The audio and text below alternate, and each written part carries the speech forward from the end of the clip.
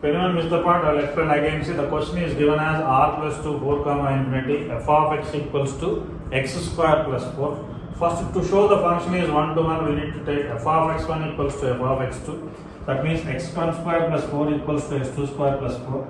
4 you can remove. x1 square equals to x2 square. x1 square equals to x2 square can be written as x1 square minus x2 square. So this x1 square minus x2 square can be factorized as x plus 1 into x1 plus x2 into x1 minus x2 equals to 0. Because the domain is R plus, sum of two numbers cannot be equals to 0. So we will consider x1 minus x2 equals to 0. Therefore x1 equals to x2. That means f is 1 function. So for R2 we will assume that f of x equals to y. That means x square plus 4 equals to y. That implies x square equals to y minus 4. So x equals to under root y minus 4. Now for every y belongs to 4 to infinity, if you substitute any value 4 or more than 4, then x belongs to positive real number only. If x is a positive real number here, then f of x equals to, we will write f of root of y minus 4. Root of y minus 4 we will substitute over here. Then we will get root of y minus 4 whole square plus 4. On simplifying we are getting y. Now we can observe that the function is both 1 and on 2. Therefore it is invertible. Therefore f is invertible. Then f of x equals to y. That implies x equals to f inverse of y. That implies f inverse of y equals to x means what we got in the simplification? We got root of y minus 4. This is the inverse, or you can write f inverse of x equals to under root x minus 4. So this is the inverse of the function. Number 9. The given f is r plus 2 5 to infinity given by f of x equals to 9x square plus 6x minus 5. Show that f is invertible with f inverse of y equals to something they are given there. We need to check that one, see. So first, as usual, listen this problem very carefully, because this problem almost 7-8 times appeared in the board exam. Let f of x1 equals to f of x2. That implies 9x1 square plus 6x1 minus 5 equals to 9x2 square plus 6x2 minus 5. This we need to simplify. So 5 and 5 will be eliminated. Then what will get? 9x1 square plus 6x1 equals to 9x2 square plus 6x2. We will write all the terms one side. 9 times of x1 square minus 9 times of x2 square plus 6 times of x1 minus 6 times of x2 equals to 0. That implies we can take 9 common here. x1 minus x2 into x1 plus x2 will get here. Plus 6 common here. Then we will get x1 minus x2 into x1 plus x2 is equals to 0. Then overall we can write x1 minus x2 is common. Then what we will get? 9 times of x1 plus x2 plus 6 times of x1 plus x2 equals to 0. Now clearly this part whatever is there, this part cannot be equals to 0. Because 9 is positive, 6 is positive. By adding two numbers we get positive. What? Which? But only x1 minus x2, sorry. Only 6 will. If we take x1 minus x2. Correct or not? See? So that means here we will get x1 minus x2 equals to 0. x1 minus x2 equals to 0 means x1 equals to x2. Therefore we can confirm that f is 1 function.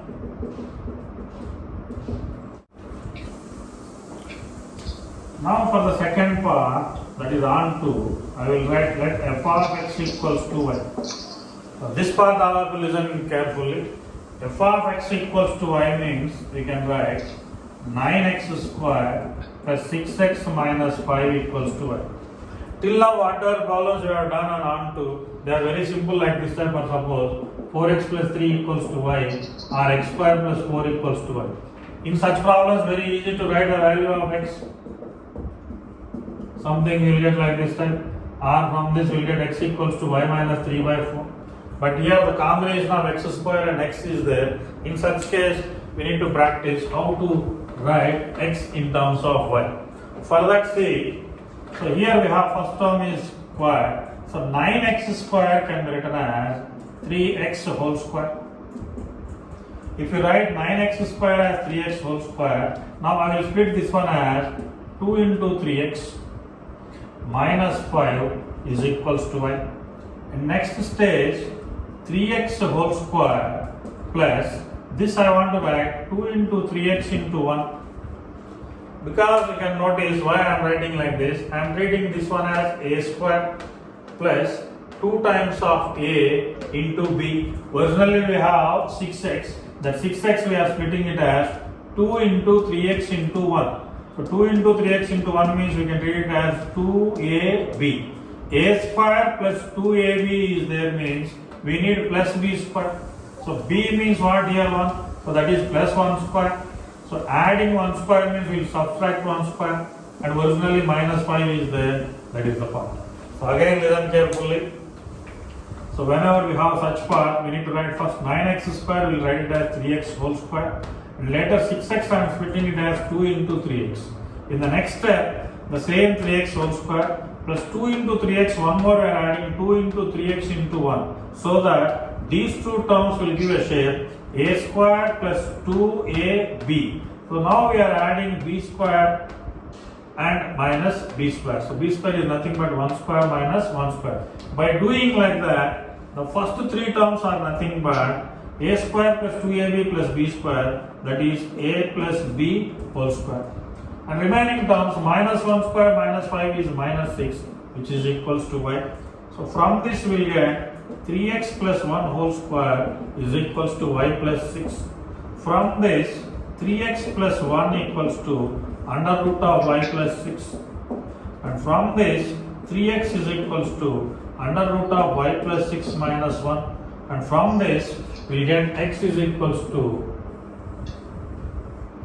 x value is equals to under root of y plus 6 minus 1 divided by 3. So this is the value of x what we are obtaining here.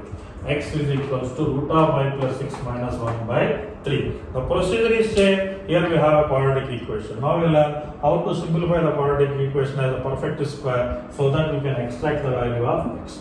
Now here we need to validate. Y plus 6 is there means what are the values we can give to y?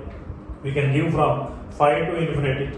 While giving from 5 to infinity, no problem over here. Sir, it's minus 5 to infinity. That is minus 5 to infinity, yeah? Yes. Yes, sir. Minus 5 to infinity. Still no problem if we keep minus 5 here.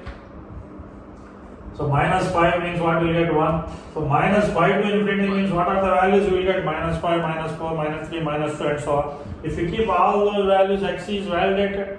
So x is validated means we can straight away write for all y belongs to minus 5 to infinity, there exists x belongs to r plus such that f of x equals to, this is the crucial part, f of x equals to y we need to prove means f of x means what? Under root y plus 6 minus 1 by 3.